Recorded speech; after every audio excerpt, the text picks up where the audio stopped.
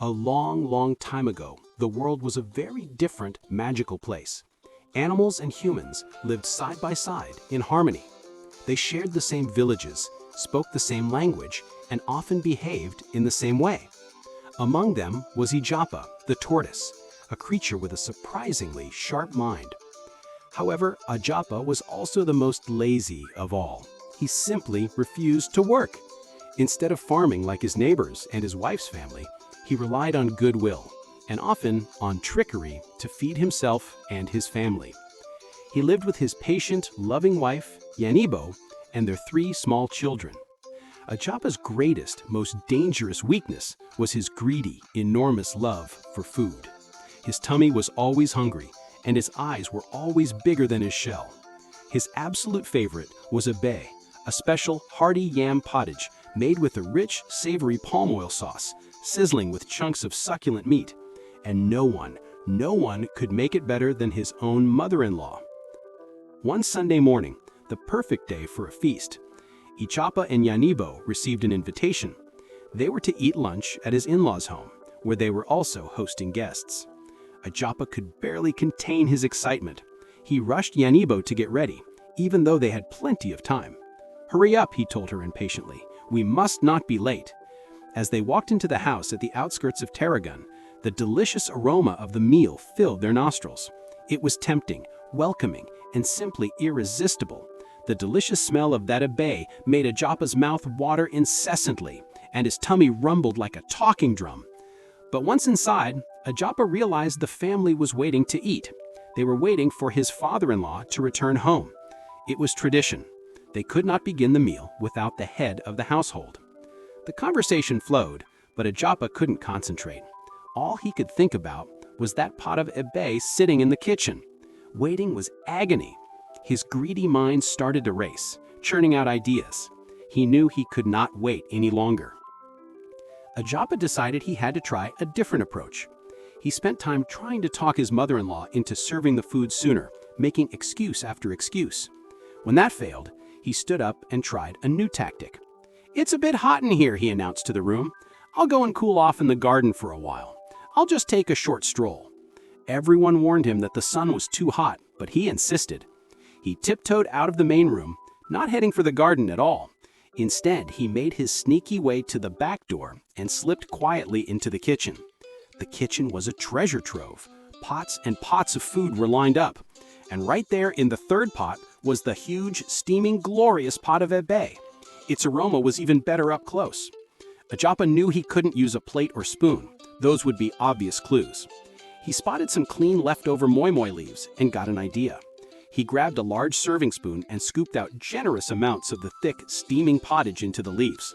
Just a little taste, he told himself, but he couldn't control his hands. Just as he was about to dig in, his ears perked up. Footsteps. Oh no, someone is coming. It was most likely his mother-in-law. Ijapa panicked.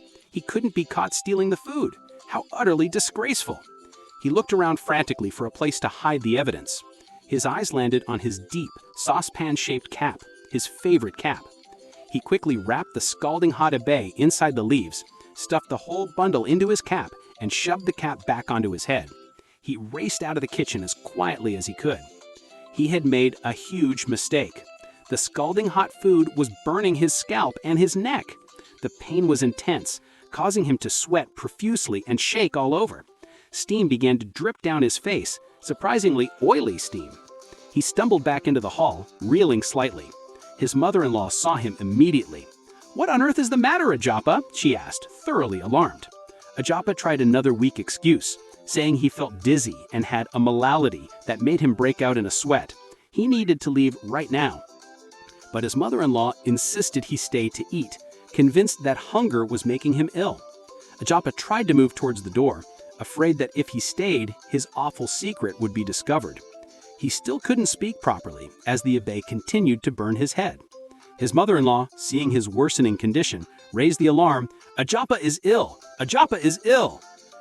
Yanibo rushed forward, her eyes filled with worry.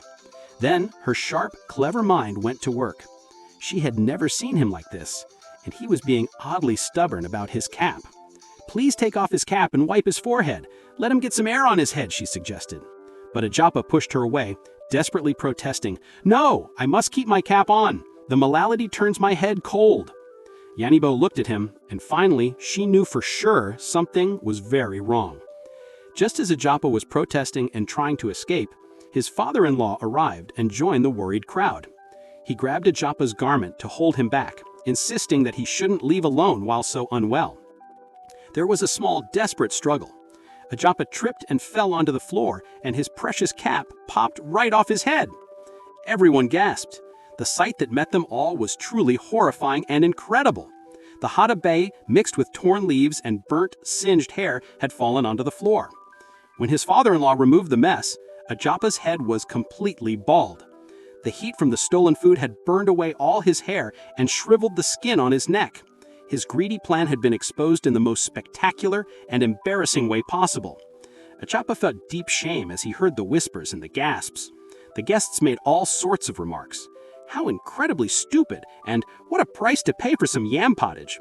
His wife and in-laws were deeply embarrassed, but the mother-in-law simply ordered, "Enough!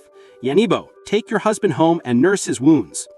Ijapa had no choice but to walk home with his poor, bald, burned head. Everyone he passed pointed and laughed at him. The shame was almost unbearable.